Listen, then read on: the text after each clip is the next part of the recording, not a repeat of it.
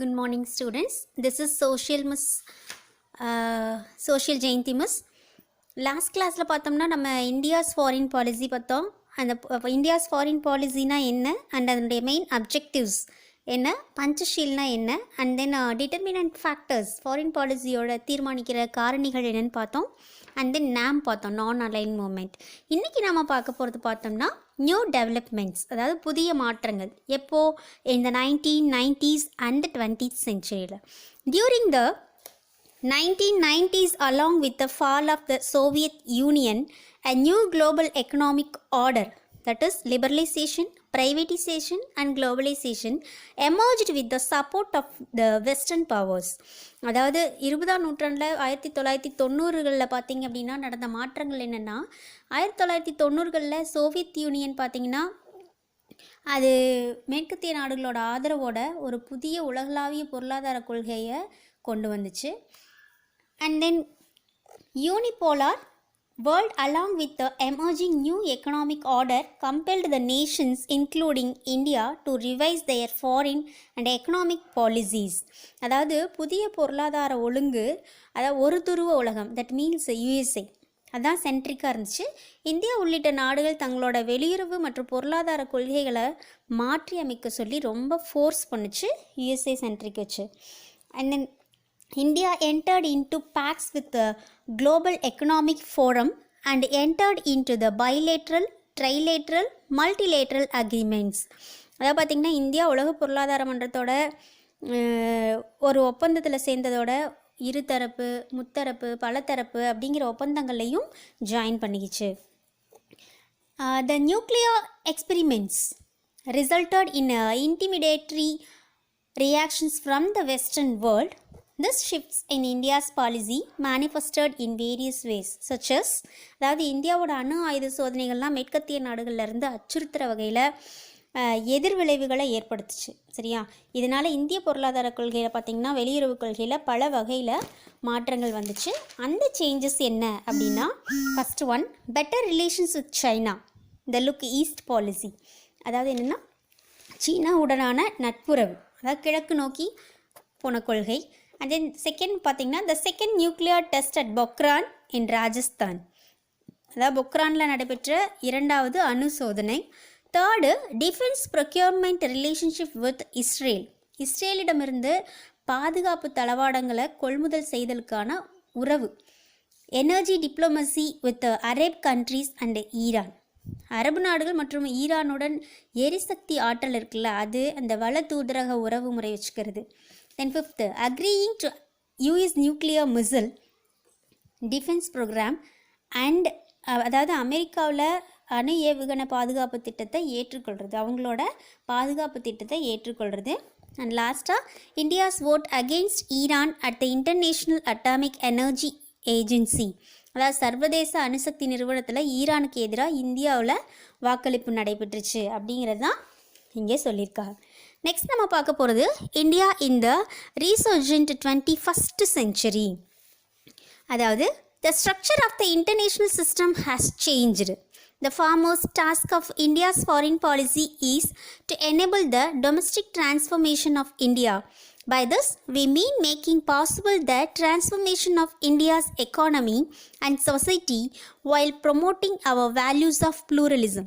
From a foreign policy perspective, economic prosperity is now seen as the key to India's attainment of a great power status. At present, our foreign policy acts as a means to generate inward investment, business and technology for domestic growth and development. This will be facilitated by enhancing regional cooperation, the stability in South Asia. அப்படின்னா என்ன சொல்லியிருக்காங்க அப்படின்னா, சர்வதேச அமைப்பில் பார்த்திங்கன்னா சர்வதேச அமைப்போட அமைப்பு முறையே மாறி இருக்குது. இந்த வெளியுறவு கொள்கையோட முதன்மையான பணி என்னென்னா, இந்தியாவில் உள்நாட்டில் மாற்றங்களை ஏற்படுத்தணும் அப்படிங்கிறது தான். இதன் மூலம் பார்த்திங்கன்னா இந்தியாவில் பன்முக மதிப்பீடுகளை ஊக்குவிக்கிறதோட இந்திய பொருளாதாரம் அண்ட் சமூக மாற்றங்களை மேம்படுத்துறதுக்கும் இது ட்ரை பண்ணுது. தென் வெளியுறவு கொள்கை நோக்கில் பொருளாதார வளமே இந்தியா வல்லரசு தன்மை அடைவதற்கான ஒரு திறவுகோலாக காணப்படுது.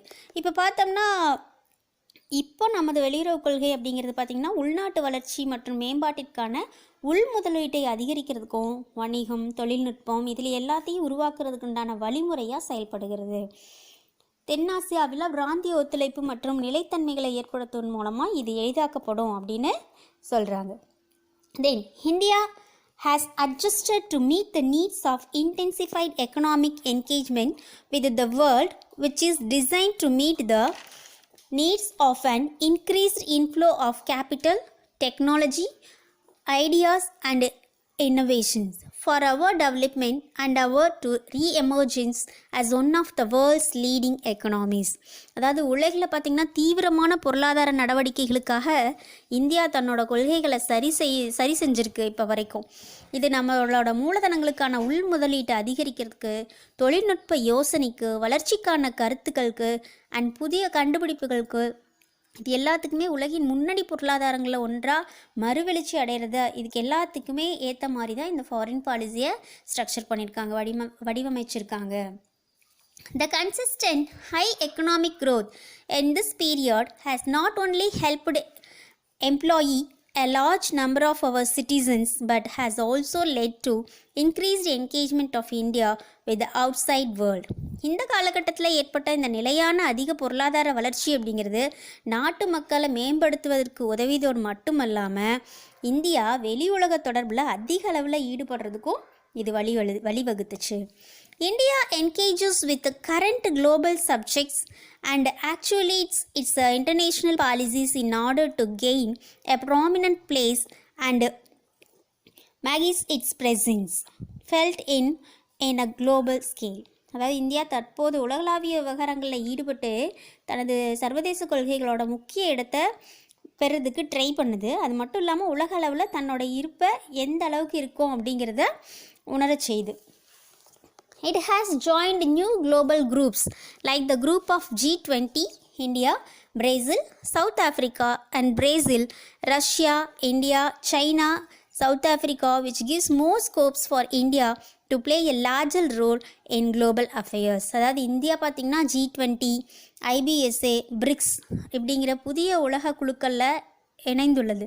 எதுக்குன்னா உலகளாவிய விவகாரங்களில் பெரிய பங்கை நம்ம இந்தியா கொடுக்கணும், அதுக்காக பெரிய வாய்ப்பை நம்ம வழங்கணும் அப்படிங்கிறதுக்காக இதில் எல்லாம் ஜாயின் பண்ணியிருக்கு. Then India's global security concerns are reflected in its military modernisation, maritime security and nuclear policies. உலக பாதுகாப்பு குறித்த அக்கறை அப்படிங்கிறது இந்தியாவோட இராணுவ நவீனமயமாக்கல், கடல்சார் பாதுகாப்பு, அது மட்டும் இல்லாமல் அணுசக்தி கொள்கையிலையும் பிரதிபலிக்குது.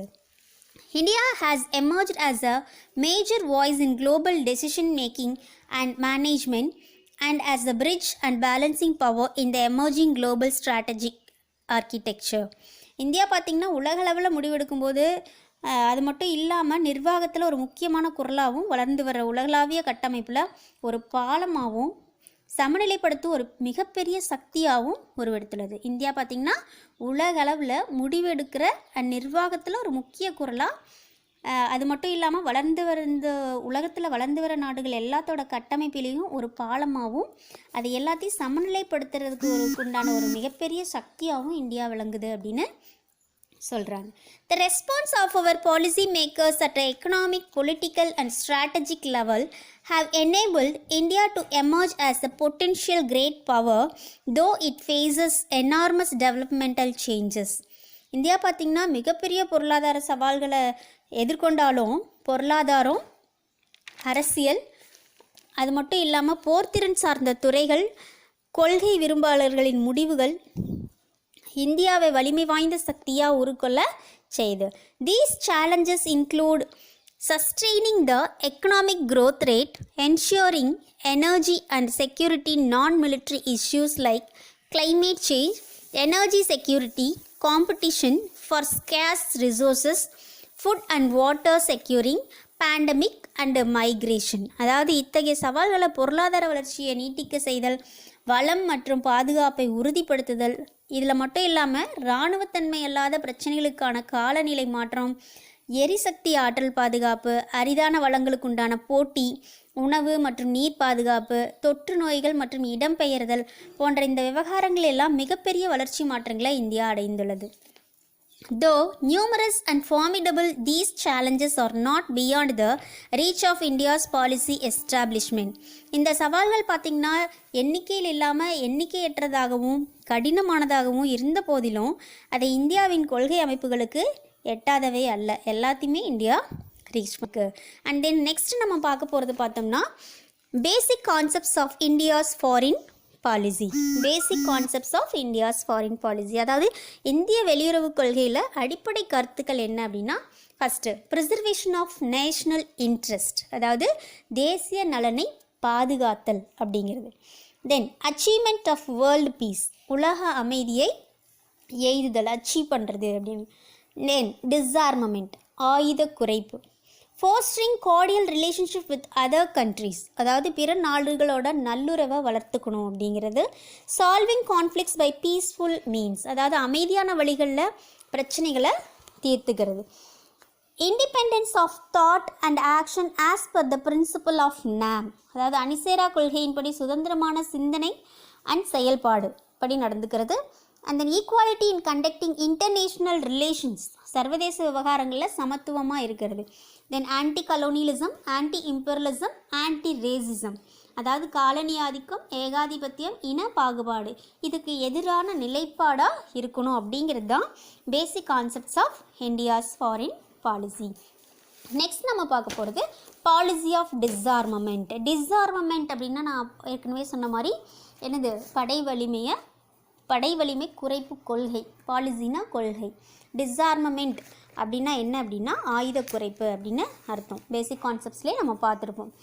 பார்த்திங்கன்னா our tradition and national ethos is to practice disarmament. As a peace-loving nation, India champions the cause of qualitative and quantitative disarmament right from the beginning.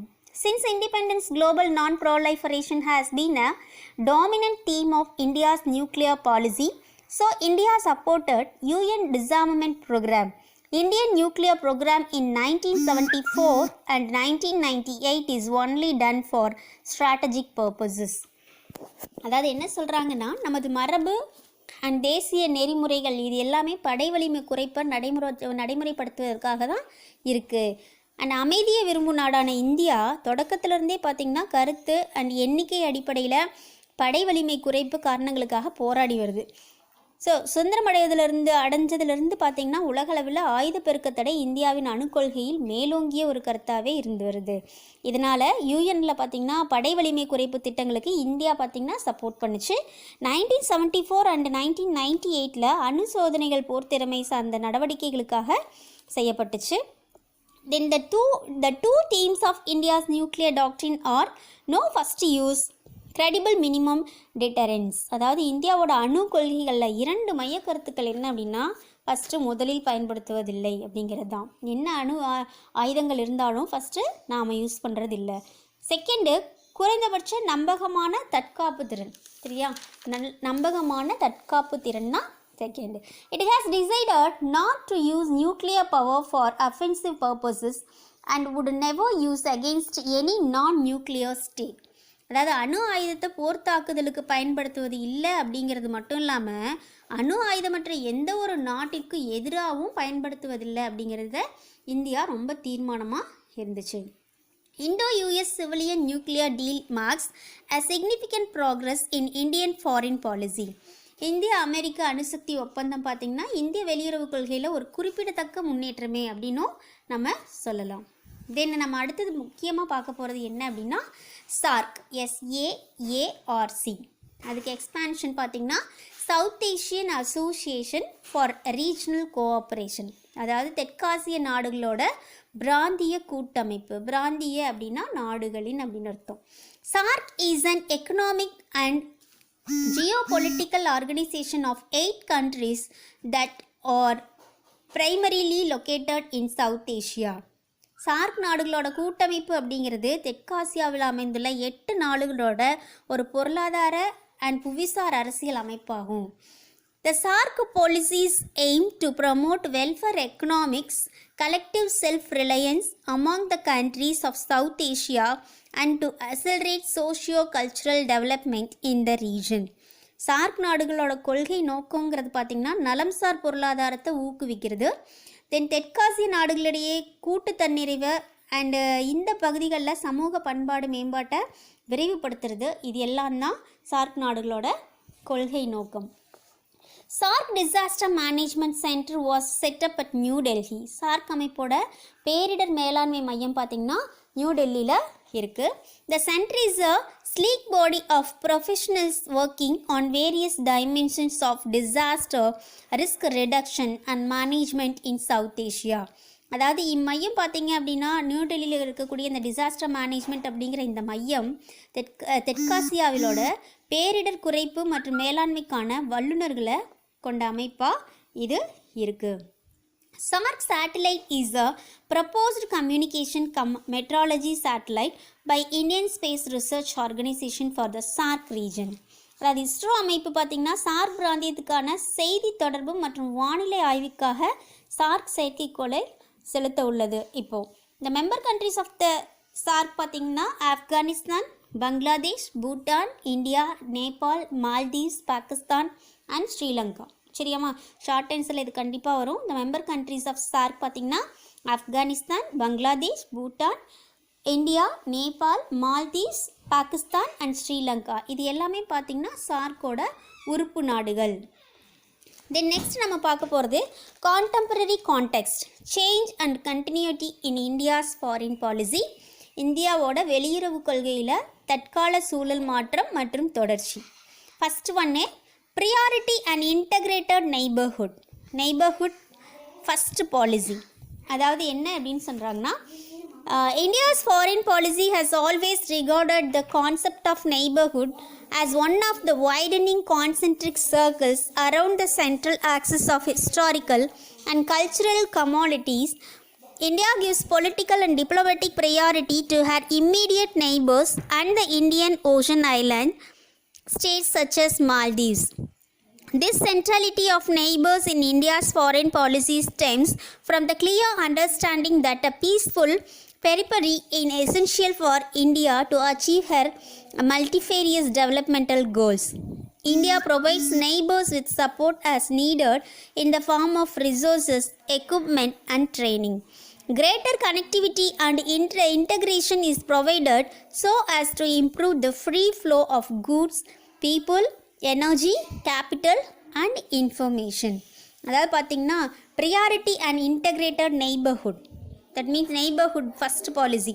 ஒருங்கிணைந்த அண்டை நாடுகளுக்கு ப்ரியாரிட்டி, முன்னுரிமை கொடுக்கறது. முதலில் இருக்கிற அண்டை நாடுகள் பாலிசி, முதலில் அண்டை நாடுகள் கொள்கைன்னு பார்த்தா வரலாறு அண்ட் கலாச்சார ஒற்றுமை தன்மைகளை பார்த்திங்கன்னா மையமாக கொண்ட பக்கத்து நாடுகள் அப்படிங்கிற கருத்து இந்தியாவோட வெளியுறவு கொள்கையில் எப்போதுமே இருந்தது. அதாவது பக்கத்து நாடுகளை எப்போவுமே தன்னோட கான்சன்ட்ரேஷனில் இந்தியா வச்சுருக்கு. இந்தியாவோட அந்த பெருங்கடல் அமைந்து இருக்கிற அந்த மாலத்தீவு அப்படிங்கிற உள்ளிட்ட நாடுகளுக்கு அரசியல் அண்ட் ராஜதந்திர முன்னுரிமையை இந்தியா கண்டினியூஸாக கொடுத்துட்டே இருக்குது. இந்திய வெளியுறவு கொள்கை இந்த அண்டை நாடுகளை மையம் கொண்டது என்பது பல்வேறு வகையான வளர்ச்சி இலக்குகளை இந்தியா அடைவதற்கு அமைதியான சுற்றுப்புறம் அவசியம் அப்படிங்கிற தெளிவான புரிதலை ஏற்படுத்தியிருக்கு. இந்தியா தனது அண்டை நாடுகளுக்கு தேவைப்படும் ஆதரவினை வள ஆதாரங்கள், கருவிகள் மற்றும் பயிற்சியாக அளித்து வருகிறது. பொருள்கள், மக்கள், ஆற்றல், மூலதனம் மற்றும் தகவல்கள் எளிதாக செல்வதை மேம்படுத்துவதற்காக மிகப்பெரிய இணைப்பும் ஒருங்கிணைப்பும் அளிக்கப்படுகிறது. அண்ட் செகண்டாக நம்ம பார்க்க போகிறது bridging diplomacy and development. One of the major objectives of India's foreign policy has been to leverage international partnership for India's domestic development. This includes improving technological access, sourcing capital, gaining market access and securing natural resources. அதாவது bridging diplomacy and development, அதாவது அரசு தந்திரம் and வளர்ச்சியை இணைக்கிறது. இந்தியாவோட உள்நாட்டில் முக்கிய வளர்ச்சி அண்ட் மேம்பாட்டிற்கு பார்த்திங்கன்னா சர்வதேச ஒத்துழைப்பு பெறுவது அப்படிங்கிறது இந்தியாவோட வெளியுறவு கொள்கையோட முக்கியமான நோக்கத்தில் ஒன்றா இருக்குது. அதாவது சர்வதேச அளவில் அவங்களோட கோஆப்ரேஷனை வாங்கிக்கணும் அப்படின்னு. இது தொழில்நுட்ப உதவி கிடைப்பதை மேம்படுத்துறதுக்கும், மூலதனத்தை அதிகப்படுத்துறதுக்கும், சந்தையை பெருக்கிறதுக்கும் அண்ட் இயற்கை வளங்களை பாதுகாக்கிறதுக்கும் இது எல்லாத்தையும் சேர்ந்து உள்ளடக்கியது தான் இந்த policy. Next, a gradual transition from look east to act east policy. அதாவது கிழக்கே நோக்கு அப்படிங்கிறதுல இருந்து கிழக்கு செயல்பாடு அப்படிங்கிற கொள்கைக்கு படிப்படியாக சேஞ்சஸ் வந்துச்சு எப்படி. South east Asia begins with north east India. Myanmar is our land bridge to the countries of the Association of the Southeast Asian Nations. The purpose is to ensure a stable and multipolar balance of power in the Indo-Pacific and to become an integral part of Asia. This policy emphasizes a more protective role for Asian and East Asian countries. The three big elements in our Eastern policy are stronger emphasis on physical connectivity, commercial and security related. தேர்டாக நம்ம பார்க்க போகிறது நான் அப்போவே சொன்ன மாதிரி கிழக்கே நோக்கு அப்படிங்கிறதுல இருந்து கிழக்கு செயல்பாடு, பார்க்குறத விட செயல்பாடு ரொம்ப முக்கியம் அப்படிங்கிறத மீன் பண்ணி தான் சொல்லுச்சு. இந்த வடகிழக்கு இந்தியாவிலேருந்து பார்த்திங்கன்னா தென்கிழக்கு ஏசியா அப்படிங்கிறது ஸ்டார்ட் ஆகுது. மியான்மர் இந்தியாவிற்கும் தெற்காசிய நாடுகளுக்கு கூட்டமைப்பில் உள்ள நாடுகளுக்கும் பாலமாக இருந்துச்சு. இதனுடைய நோக்கமே ஏசியாவை ஒருங்கிணைத்து பகுதியாக இருப்பதோட இந்தோ பசிபிக் பகுதியில் நிலையான மற்றும் பல்முனை சமநிலையை உறுதிப்படுத்துறது அப்படிங்கிறது தான். இந்த கொள்கை பார்த்திங்கன்னா ஆசியா மற்றும் கிழக்காசிய நாடுகளிடையே ஆக்கப்பூர்வமான ஒரு ஷேரை வலியுறுத்துச்சு. நமக்கு கிழக்கு கொள்கையின்படி 3 முக்கிய கூறுகள் வலிமையான நிலப்பரப்பு இணைப்பு, வணிகம் மற்றும் பாதுகாப்பு தொடர்பானவை அப்படிங்கிறது மட்டும்தான் நம்ம கிழக்கு கொள்கையோட 3 முக்கிய கூறுகள். தென் ஃபோர்த்தாக நம்ம பார்க்க போகிறது எக்கனாமிக் டெவலப்மெண்ட், அதாவது பொருளாதார வளர்ச்சி. Currently India's political moves are being influenced by economic imperatives. Many nations are moving to forge better relationship with India. Accelerated, balanced and inclusive economic development is India's primary goal. India achieves this by ensuring peace and security and by leveraging the nation's international partnership to obtain all that is needed to fuel economic development, markets, investment, technology, linkage, mobility of a personal, fair global governance and a stable and fair environment conducive for growth. அதாவது economic டெவலப்மெண்ட்டில் பொருளாதார வளர்ச்சியில் என்ன சொல்லியிருக்காங்கன்னா, தற்போது இந்தியாவில் அரசியல் நகர்வுகளில் தவிர்க்க இயலாத பொருளாதார காரணிகள் பார்த்திங்கன்னா ரொம்ப செல்வாக்கு அதில் செலுத்திட்டுருக்கு. பல்வேறு நாடுகளில் பார்த்திங்கன்னா இந்தியாவோட சிறந்த நட்புறவு கொள்ள அவங்க பார்த்திங்கன்னா இன்வைட் பண்ணுறாங்க. பட் ஸ்பீடான, ஈக்குவலான அண்டு இது எல்லாமே கன்க்ளூட் பண்ண பொருளாதார வளர்ச்சிங்கிறது இந்தியாவில் முதல் குறிக்கோளாக இருந்துச்சு. ஸோ நாடு பார்த்திங்கன்னா சர்வதேச பங்களிப்பை மேம்படுத்துவதன் மூலம் மட்டும்தான் அமைதி மற்றும் பாதுகாப்பை உறுதி செய்ய முடியும்னு இந்தியா நினைக்குது.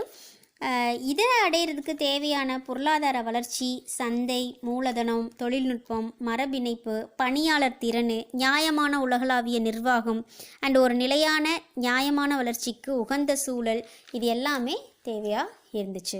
நெக்ஸ்ட் நம்ம பார்க்க போகிறது பார்த்தோம்னா India as a leading power. India is a member of the G20, the East Asia Summit and the BRICS coalition, a testament to its status as a large country with a fast-growing economy. India aspires for a fast-growing economy. India aspires for permanent membership of the UN Security Council, and India now has an increasing range of interests which are anchored in different parts of the world and which stem from the wide range of factors such as the need to secure energy, vital natural resources, the imperative of maintaining open shipping lanes, seeking investments and trade opportunities overseas, and the need to secure trade access. அதாவது India as a leading power, அதாவது வழிகாட்டும் சக்தியாக India எப்படி இருக்குது அப்படின்னா, G20 நாடுகள் பார்த்திங்கன்னா கிழக்காசியாவில் உச்சி மாநாடு, பிரிக்ஸ், இது எல்லாத்துக்குமே உறுப்பு நாடாக இந்தியா இருக்குது. அண்ட் வேகமாக வளர்ந்து வர்ற மிகப்பெரிய பொருளாதாரம் கொண்ட ஒரு நாடாகவும் இந்தியா இருக்குங்கிறது அதுக்கு ஒரு எக்ஸாம்பிளாக இருக்குது. யூஎனில் பார்த்திங்கன்னா அதில் செக்யூரிட்டி கவுன்சிலில் ஒரு பெர்மனன்ட் மெம்பராக இந்தியா இப்போ வரைக்கும் இருக்குது. இப்போ இந்தியா பார்த்திங்கன்னா தனக்கு அதிகரித்து வரும் நடன உலகின் பல பகுதிகளில் ஆழ பதித்து வருது. இது தவிர ஆற்றல் வளம், முக்கிய இயற்கை வளங்கள் பாதுகாத்தல், அவசியமான கப்பல் வழித்தடங்களை திறத்தல், அதை பராமரிக்கிறது அண்ட் முதலீடுகளை எதிர்நோக்கிறது, கடல் கடந்த வணிக வாய்ப்புகளை க்ரியேட் பண்ணுறது அண்டு வணிக நுழைவினை, அதாவது உள்ளே என்ட்ரு ஆகிறதுக்கு அதுக்குண்டான பெர்மிஷனை வாங்குறது, இது போன்ற காரணங்களால் தொடர்ந்து முன்னேற்றம் அடைஞ்சிட்டே வருது. நெக்ஸ்ட் நம்ம பார்க்குறது பார்த்தோன்னா difference between domestic policy and foreign policy. அதாவது உள்நாட்டு கொள்கை அண்ட் வெளியுறவு கொள்கைக்கு இடையில் இருக்கிற வேறுபாடு என்ன அப்படின்னா, டொமஸ்டிக் பாலிசியில் பார்த்திங்கன்னா, domestic policy is the Nations plan for dealing issues within its own nation. அதாவது உள்நாட்டு கொள்கை அப்படிங்கிறது பார்த்திங்கன்னா, நாடு தன் நாட்டுக்குள்ளான விவகாரங்கள் தொடர்பாக கொண்டுள்ள ஒரு பாலிசி தான் domestic policy. Foreign policy is the Nations plan for dealing with other Nations. அதாவது வெளியுறவு கொள்கை அப்படிங்கிறது என்னென்னா, ஒரு நாடு பிற நாடுகளோட கொண்டுள்ள விவகாரங்கள் தொடர்பானது தான் இந்த வெளியுறவு கொள்கை. அண்ட் டொமஸ்டிக் பாலிசியில் பார்த்தோம்னா, it includes law focusing on domestic affairs, social welfare, healthcare, education, civil rights, economic issues and social issues. அதாவது இந்த உள்நாட்டு கொள்கை அப்படிங்கிறது பார்த்திங்கன்னா, இது உள் விவகாரங்களில் சமூக நலம், சுகாதாரம், கல்வி, குடியியல் சார்ந்த உரிமைகள், பொருளாதாரம், அது சம்மந்தப்பட்ட விவகாரங்கள் அண்ட் சமூக பிரச்சனைகள், இது எல்லாத்தையுமே மையமாக கொண்டு சட்டங்களை உள்ளடக்கியது தான் இந்த உள்நாட்டு கொள்கை. இந்த ஃபாரின் பாலிசி அப்படிங்கிறது பார்த்திங்கன்னா, trade, diplomacy, sanctions, defence, intelligence and global environments are the types of foreign policy. அதாவது வணிகம், அரசு தந்திரம், தடுப்பு நடவடிக்கைகள், பாதுகாப்பு, உளவுத்துறை அண்ட் உலகளாவிய சூழல், இந்த வகையான எல்லாத்தையும் கொண்டது தான் என்னதுன்னா இந்த வெளியுறவு கொள்கை, ஃபாரின் பாலிசி அப்படிங்கிறது. Conclusion. Today, India has formal diplomatic relations with most of the nations besides being the world's second most populous country, largest democracy and one of the fastest growing country. Though India is not in any major military alliance, our relations with the major powers have acquired a strategic depth. Our common fight against terrorism is a particular element of strength. India has sought to achieve its security and socio-economic advancement while at the same time working for peace, freedom, progress and justice to all nations and peoples. Thus, India adheres to the foreign policy principle that in international relations there is no permanent friend and no permanent foe, only the interests are permanent. See here carefully the bold letters having, in international relations there is no permanent friend and no permanent foe, only the interests are permanent. New challenges forced India to adjust to new realities. Even then, basic framework of its foreign policy remained more or less the same. அதாவது இந்த லெசனோட conclusion அப்படின்னு சொல்ல போனோம்னா, இப்போ at present பார்த்திங்கன்னா India அப்படிங்கிறது உலகில் இருக்கிற பெரும்பான்மையான நாடுகளோட ஒரு தூதரக உறவுகளை வச்சுருக்கு. இது மட்டும் இல்லாமல் உலகில் 2வது மிகப்பெரிய மக்கள் தொகை கொண்ட நாடுன்னு ஒரு பெருமை இருக்குது.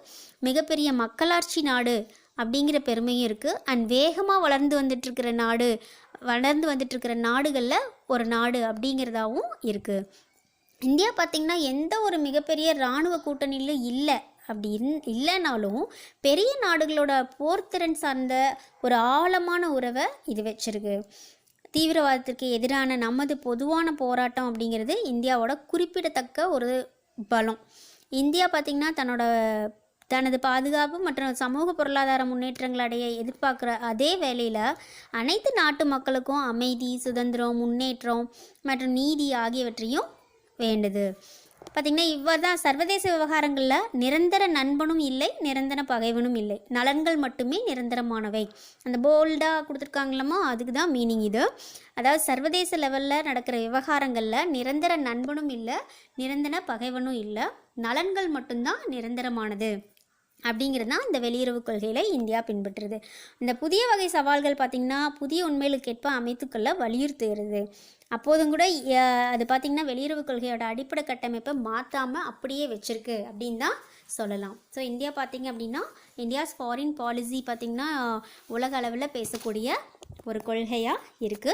நாம் இந்த லெசனில் பார்த்தோம் அப்படின்னம்னா இந்தியாஸ் ஃபாரின் பாலிசியோட main objectives Panchsheel, non alignment, and then basic concepts of India's foreign policy, SAARC and difference பார்த்தோம்.